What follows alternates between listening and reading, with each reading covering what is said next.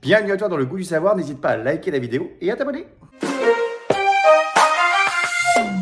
Et Aurélie, on va parler aujourd'hui d'un sujet pas facile, mais c'est aussi ça le goût du savoir. On n'hésite pas à aborder tous les sujets. On va parler du divorce. J'en ai moi-même vécu un. Alors évidemment, quand il y a un ou des enfants au milieu, c'est pas simple, pour les parents comme pour les enfants d'ailleurs. Déjà, la première chose à faire, c'est que quand on prend la décision, comment est-ce que on annonce aux enfants? Parce que c'est quand même pas facile.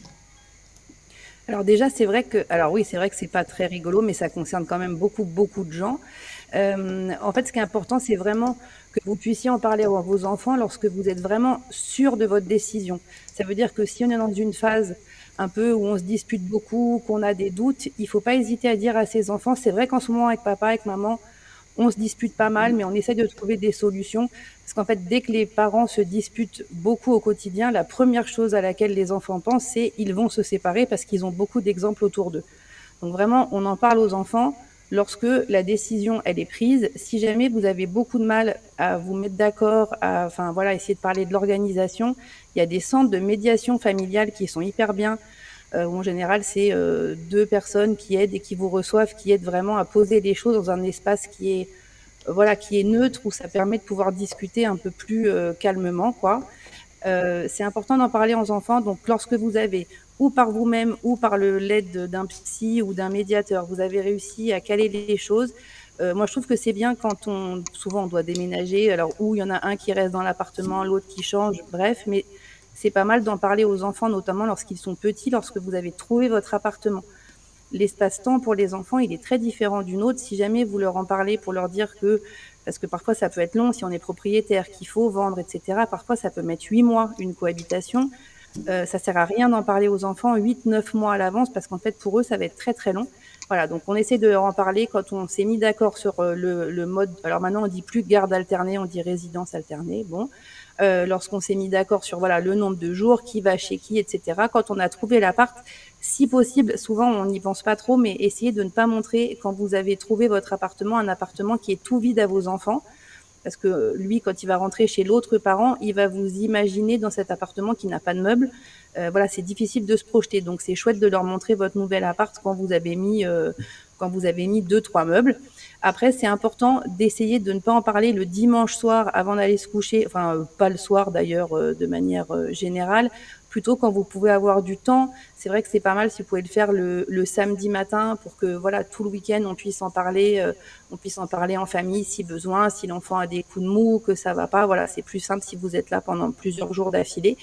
Et l'autre truc qui est important, c'est si vous pouvez penser à en parler aux maîtresses des enfants. Par exemple, si vous l'annoncez le week-end, bah, le lundi matin, de mettre un petit mot dans le cahier de votre enfant pour voilà que la maîtresse soit au courant, que elle puisse vous dire effectivement s'il y a des changements de comportement ou pas du tout. Voilà, ça permet d'avoir une autre info sur comment va l'enfant, quoi. D'accord. Et comment tu annonces du coup la décision du divorce aux enfants? Parce que ça, c'est pareil, c'est pas facile quand même. Ouais. Alors, le mieux, je parle du mieux, après, évidemment, chacun fait comme il peut en fonction de ses situations. Il y a plein de contextes qui font que c'est pas possible, mais de manière générale, si vous arrivez à le dire les deux parents ensemble, c'est important, c'est une conversation dont vos enfants vont se rappeler. Donc, c'est important de le faire avec les deux parents. Si possible, faites assez court parce que vous aurez pas leur attention pendant 20 minutes. Donc voilà, on essaye de faire concis, de pas se perdre trop dans les détails. Il y a des parents qui pourraient avoir tendance à dire bon bah en gros comme si on disait aux enfants on fait un break. Finalement c'est provisoire parce qu'ils se disent que si jamais ils présentent ça comme quelque chose de temporaire, en gros on l'annonce mais de manière temporaire, ce sera peut-être plus facile pour eux. Ça c'est vrai que c'est compliqué après de revenir sur ça. En fait on leur donne un espoir, quoi.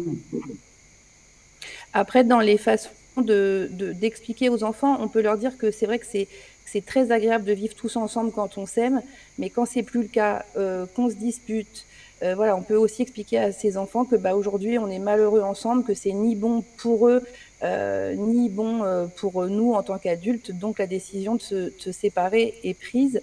On peut aussi leur dire que en fait, dans la vie, on peut s'aimer, enfin, on aime nos amis, mais on vit pas avec eux, on dort pas avec eux, et que l'amour entre amoureux est différent. C'est pour ça voilà, quand on s'aime, on peut vivre ensemble et partager le même lit, et de garder si les parents s'entendent bien ou pas trop mal, de dire que finalement, en fait, notre amour a changé avec le temps, qu'aujourd'hui on s'aime davantage comme des amis et plus comme des amoureux. Donc on s'aime toujours, mais c'est un amour qui est différent, qui fait que voilà, on va plus vivre sous le même toit.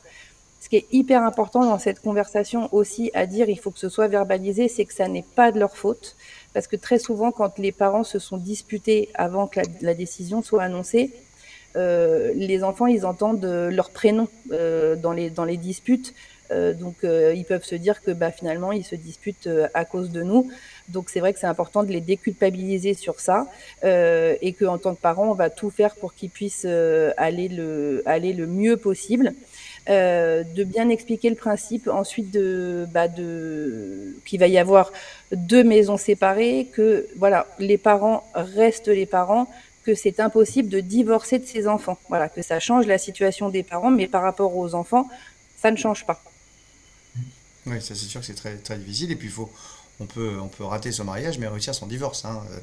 Euh, Tu vois, Exactement. on a C'est essayé pour de ça tout faire. que Moi, pour mon enfant, tu vois, on habite dans 2 maisons côte à côte. L'enfant, il va d'une maison à l'autre. Alors nous, on a la chance de pouvoir faire ça, mais je veux dire, on va se parler toute notre vie, en fait, de notre enfance. Et c'est important, quoi.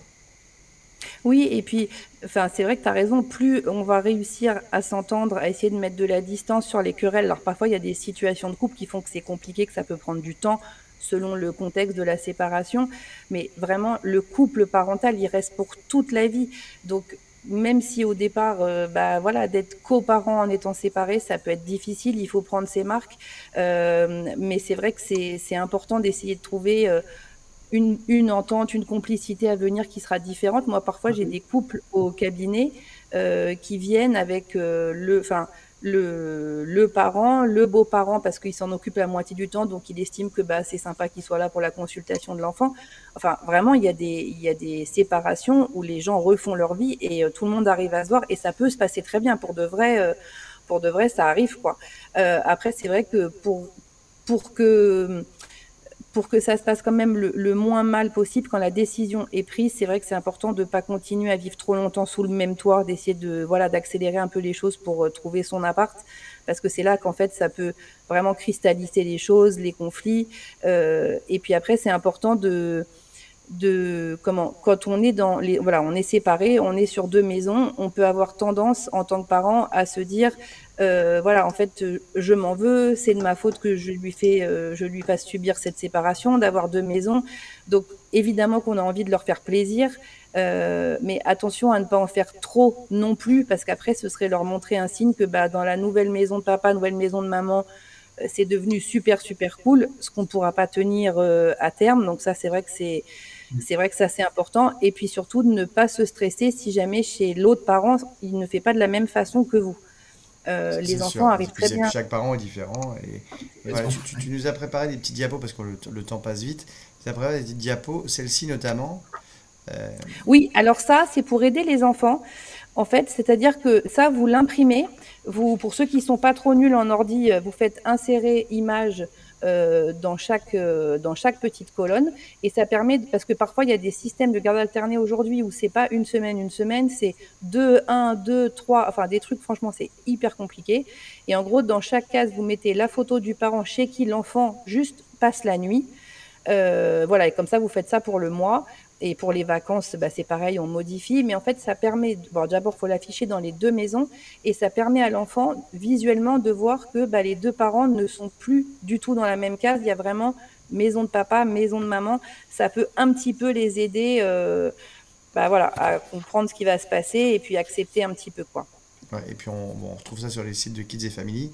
Mais il y a aussi plein de conseils, hein, pour que les Ouais, ça, enfants si vous vivent bien le pouvez, divorce, quoi. voilà, là, on va pas avoir le temps de tout lire parce qu'il y a pas mal de choses, mais ça, vous pouvez l'imprimer. C'est vraiment, nous, ce qu'on a remarqué, les besoins d'un enfant après une séparation, c'est-à-dire de pas être dans un conflit de loyauté. Il a besoin d'aimer ses 2 parents, il a besoin de pouvoir parler librement de l'autre parent en présence, de l'autre parent.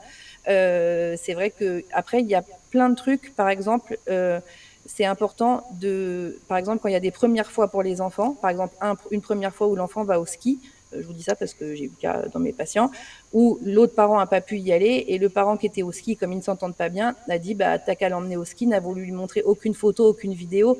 Et c'est dommage parce que, bon, d'abord, ça prive l'autre parent d'une première fois et c'est important. Et puis l'enfant, quand il va vouloir raconter aux parents chez qui il n'était pas au ski comment ça s'est passé, bah, c'est pas pareil que de pas avoir vu la vidéo. Une fois de plus, si vous pouvez pas vous parler que c'est trop compliqué, on peut très bien mettre en place un drive où chacun glisse les photos, les vidéos. C'est-à-dire qu'il n'y a même pas d'échange de messages. C'est si l'autre veut aller consulter, il peut. C'est juste d'essayer de garder du lien parce que pour de vrai, quand on arrive à s'entendre, les enfants vont quand même super mieux quand ils voient que les parents sont capables de se parler quand ça les concerne, quoi. Oui, tu vois, nous c'est super, on est tout le temps ensemble, on se fait des dîners ensemble, et il voit ses pas ensemble, mais c'est voilà, c'est plutôt cool pour Elliot, il est en pleine forme, mais c'est vrai que nous, c'est quand même vachement plus facile maintenant avec le téléphone, tu vois, on a ces réflexes de se dire, bah tiens, vas-y, attends, on filme, il se passe un truc sympa, je filme et je l'envoie à l'autre, et Ben, comme ça, ça tout c'est le monde est dans le super. partage, et c'est quand même super pour l'enfant. Merci beaucoup Aurélie. On sait que tu es un petit peu pressé aujourd'hui, on se retrouve la semaine prochaine, hein, et puis voilà, c'est des choses qui arrivent.